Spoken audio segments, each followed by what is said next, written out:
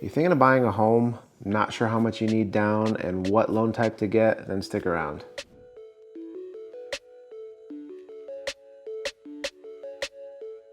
Hey everyone, it's David Tully. Welcome back to my channel. Today we're going to be talking about 3 of the most common loan types: the FHA, the VA, and the conventional loan. How much you need for a down payment, what the heck is PMI, mortgage insurance, how much you need for a down payment, and maybe what loan type you should go with. So if you enjoy this type of content, please make sure to hit the like button and subscribe.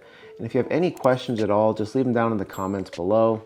And if you're thinking about moving or relocating to the area, or even if you live in Reno and you're looking to buy a house and you need some help, just reach out. I would love to help you. All right, so first up, the FHA loan. And I know a lot of people think this is for first-time buyers only. And while a lot of my first-time home buyers do use the FHA loan, it is not specifically for first-time home buyers. You could be a second, third, fourth-time home buyer and still use the FHA loan. The only thing that you have to do is you have to use it for a primary residence. You can't use an FHA loan for a second home or an investment property. It must be your primary residence. Yes, I mean, if you want to buy a duplex or something and you live in one side of the property and you rent out the other, you can use your FHA loan for certain situations like that, but I would recommend talking to your lender. Another thing to think about when you're getting an FHA loan is the down payment amount. You're typically going to be looking at about the 3.5% down payment if your credit score is 580 and above. They have a minimum credit score requirement of 500. So if you're in the 500 to 579 range, you're going to be in the 10% down payment bracket for the FHA loan. And once again, like I said, this isn't for first-time home buyers only. The only real requirement is that you use it for a primary residence. Another thing to think about is with FHA loans, you have mortgage insurance. This is a monthly fee that you're going to have to pay for mortgage insurance. And it's going to be a little bit higher with an FHA loan versus a conventional loan. So that's something to think about. Another thing is, a lot of people say, okay, put 20% down to buy a house so you can get rid of mortgage insurance. And that's exactly true if you're getting a conventional loan. If you're using an FHA loan, you're going to have mortgage insurance throughout the life of the loan until you refinance out of an FHA loan to, say, a conventional loan. So those are some things to think about. If you can qualify for a conventional loan, you might want to go that route, and you have a slightly higher down payment. And if you have any other questions about the FHA loan, just reach out. All right, so next up is the VA loan, and this is an absolutely amazing loan. It's only for active and military veterans, so if you're not an active or military veteran, I'm sorry, you can't use a VA loan. You can buy the house with 0% down. Must be your primary residence, but it's 0% down, which is huge. Another amazing benefit is there's no mortgage insurance. So it doesn't matter what percentage down you're putting, there's no mortgage insurance. There is a little catch though, there's always a little catch, but there is a funding fee. And I have a lot of people that ask me, hey David, I was told that I could roll the closing costs into the loan. And that's where it gets a little confusing. And it's because typically most lenders will allow you to roll your funding fee into the loan. So say you're buying a house for $350 and the loan amount is $350, right? And your funding fee is $5,000. Now they're gonna roll that into your loan, and now your loan amount's $355, including the funding fee. But that does not include your closing costs and down payment should you put down any.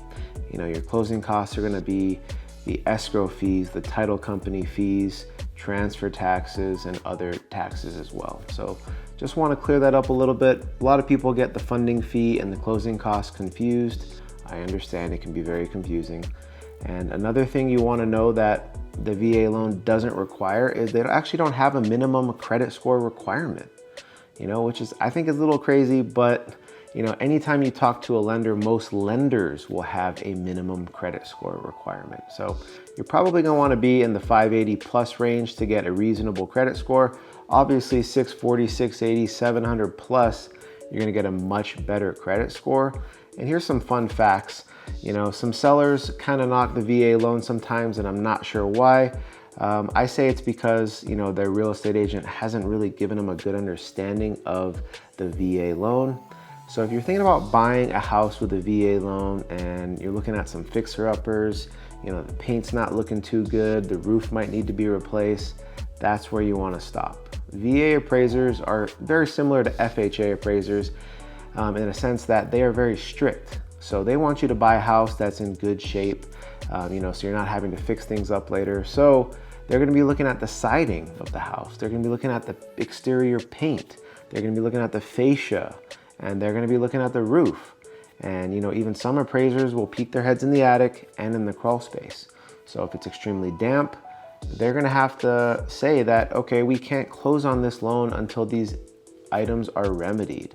So, if you walk around the house, have your real estate agent take a look and make sure it's in pretty good condition, I think you're going to be fine. But I think that's where sellers get a little confused, where they think, oh, the VA loan is not as strong. Well, if your house isn't in good condition and it needs some work, then, you're absolutely right. It's not going to be as strong as a conventional loan. But like I said, it's an awesome loan type, only for your primary residence, and it does not have mortgage insurance. It's a huge benefit for active and military veterans. And if you have any other questions about the VA loan, just put them down in the comments below. All right, so last but not least is the conventional loan. And the conventional loan is very common. A lot of people use it. That's why it's one of the 3 most common loan types. And there's some really awesome things about the conventional loan.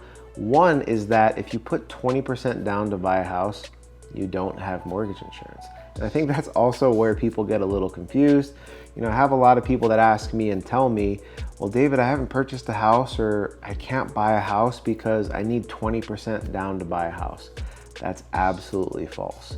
You can buy a house with a VA loan for 0% down, an FHA loan at around 3.5% down, a little bit more if your credit score is a little low, or a conventional loan between 3 and 5% down, depending on credit score. And not all lenders do the 3% conventional loan, and those are typically for people with higher credit scores. But like I said, not all lenders do it. The most standard conventional loan people do, I would say, is the 5% down conventional for a primary residence. The cool thing about conventional loans is that you can also use it for a second home or an investment property, but those down payment amounts increase. If it's for a second home, it's about 10%. And if it's for an investment property and for a single family home, you're looking at about 20%. If you're buying a duplex, that investment down payment percentage goes up a little bit. I was recently looking into a duplex for myself as an investment, and that's at about 25%. So you might want to talk to a lender and see exactly how much you can afford to put down, what your payment might be. And another amazing thing about the conventional loan is, say you put 5% down for a conventional loan to purchase your house. Now a few years go by and you believe to have 20% equity in the home. Call a real estate agent, call me, we'll run some comparable sales and you can kind of get an idea if you have 20% equity. And if you do, call your lender, and they're going to make you pay for an appraisal. It's going to be between $400 and $700 depending on your lender, but it's going to be well worth it. If they do the appraisal and it appraises what you think it's going to appraise at, now you can have mortgage insurance removed, which is going to save you hundreds of dollars a month. So think about it, $400 to $700 investment, and you're probably going to recoup that in 3 to 4 months with not having mortgage insurance anymore. And like I said, with 20% down on a conventional loan for a primary residence, you're not going to have mortgage insurance. With an FHA loan, like I said, it doesn't matter the percentage you put down. You could put 80% down, you're still going to have mortgage insurance, which is absolutely terrible. So like I said, if you can qualify for a conventional loan, I would recommend going with a conventional loan, but unfortunately, I understand not everybody can do it. And most lenders are going to have about a 620 minimum credit score requirement. Some of the lenders I've seen in Reno have even a 640 or a 660 and even 680 credit score requirement for a conventional loan. All right, so we've touched on the VA loan, the FHA loan, and the conventional loan. We've talked about some of the minimum credit score requirements.